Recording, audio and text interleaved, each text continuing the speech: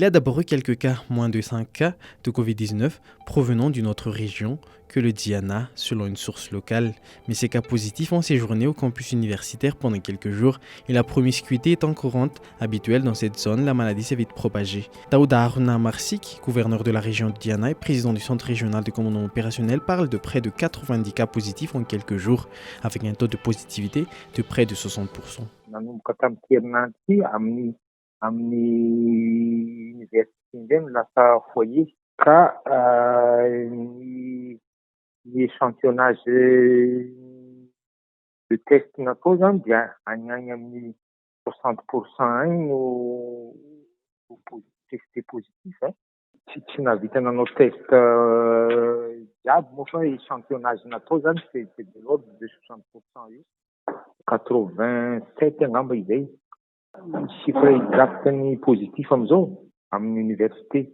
Une autre source proche du dossier parle d'un chiffre moins important mais qui ne reste pas pour autant élevé. Sur un cumul de plus de 80 cas dans la région de Diana, 56 sont recensés auprès de la communauté universitaire. Les patients testés positifs ont immédiatement été pris en charge et évacués en milieu hospitalier.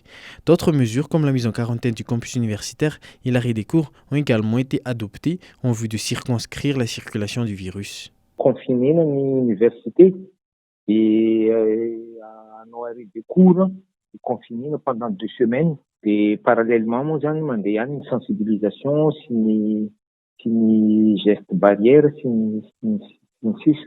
La région de Diana, la ville d'Antsranan en particulier, était l'un des derniers épicentres de la Covid-19. Au 4 octobre, la région de Diana cumulait 537 cas, ce qui en faisait la 4e région la plus touchée après Analamang, Antsnanan et Alochamangour. C'est dans cette région que le dernier décès au coronavirus officiellement communiqué le 22 novembre est enregistré. Et entre le 14 et le 18 novembre, selon le dernier bilan publié le 22 novembre sur la chaîne de télévision nationale, il n'y a plus été enregistré que 5 nouveaux cas. La question se pose si le risque d'une deuxième vague est à craindre, du moins dans la région de Diana. Au ministère de la Santé publique, les autorités tentent tant bien que mal de rassurer l'opinion. Dans une vidéo publiée mercredi par le ministère de la Santé publique sur sa page Facebook, le professeur Ancha Lachon-Louis Rakoutfo, ministre de la Santé publique, appelle la population à ne pas baisser la garde et à poursuivre les gestes barrières.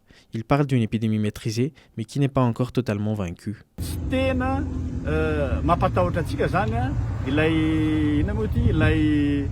Deuxième vague tsy mitovy any velany mihitsy Madagascar satria raha ataontsika kely hoe amin'ny lafiny scientifique ny séroprévalence tany velany tsy mitovy mihitsy ny séroprévalence teto Madagascar.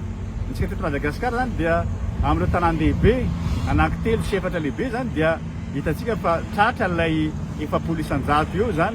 Le dernier bilan publié par les autorités remonte au 22 novembre et rapporte les chiffres du 14 au 18 novembre. Selon ce rapport, le nombre de nouveaux cas confirmés était de 31 et un seul décès était enregistré dans la région de Diana.